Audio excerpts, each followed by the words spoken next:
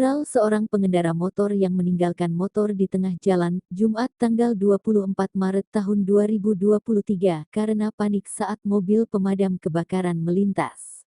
Adapun kejadian tersebut terjadi di Salatiga, Kepala Seksi Pencegahan dan Inspeksi Bidang Pemadam Kebakaran Satpol PP Kota Salatiga, Betty Wahyu Nila Sari membenarkan peristiwa tersebut.